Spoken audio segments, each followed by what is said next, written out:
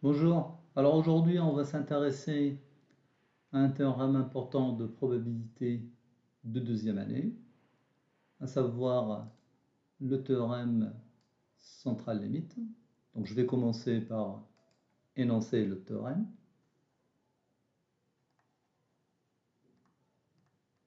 Théorème central limite.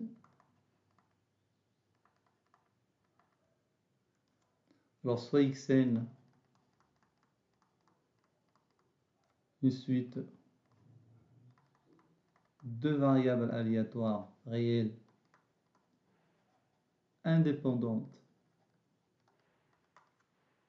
et de même loi, admettant une espérance m et une variance sigma carré non nulle.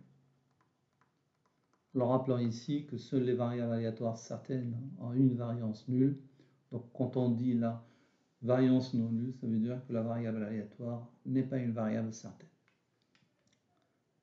Alors si on pose, bien sûr on note x1 bar égale à x1 plus x2 jusqu'à xn, le tout sur n, la moyenne empirique, n supérieur ou égal à 1, et x1 bar étoile, la variable aléatoire, sont très réduites, associées à x1 bar. Et bien on a le résultat suivant. On a x1 bar étoile converge en loi vers une variable aléatoire x, telle que x suit une loi normale, sont très réduites. Autrement dit, quel que soit a et b dans R,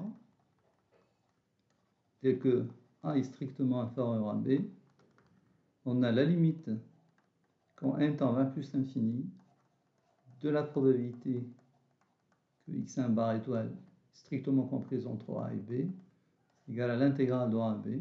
Et là, la densité d'une loi normale sont très réduite, 1 sur racine de pi, l'exponentielle, moins x carré sur 2 dx.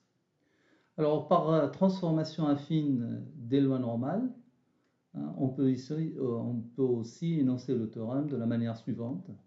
Alors, CSN égale x1 plus x2 jusqu'à xn, pour n supérieur ou égal à 1, et bien on a Sn, la suite Sn, converge en loi vers une variable aléatoire y, telle que y, suit une loi normale de paramètres nm et n sigma carré. En fait, ce théorème est aussi parfois appelé théorème de la limite centrée ou de la limite centrale. Ce théorème est en fait un raffinement de la loi faible des grands nombres. La grande force de ce théorème est sa généralité. Il y a vraiment très peu d'hypothèses sur la suite xn. Quelle que soit la loi de probabilité d'un événement aléatoire, si on le répète infiniment souvent de façon indépendante, sa moyenne finit par se comporter comme une loi normale. C'est ce théorème-là qui permet d'affirmer que la loi normale est la loi des phénomènes naturels. On sait très bien que la majorité des lois naturelles obéissent à des lois normales. Vous avez certainement vu dernièrement des simulations de nombre de contaminés par le Covid-19.